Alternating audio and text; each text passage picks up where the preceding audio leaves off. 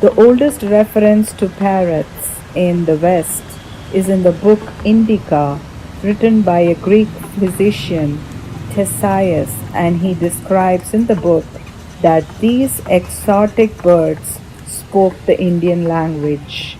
Not surprisingly, for the longest time, right till the 15th century and the discovery of America, the Europeans believed that parrots were found only in India. Parrots were first introduced to the West by armies of the Macedonian empire builder Alexander, and hence is mentioned in the works of the famous Greek philosopher Aristotle, who was Alexander's tutor. Aristotle says that parrots are the most outrageous human tongue mimicry bird.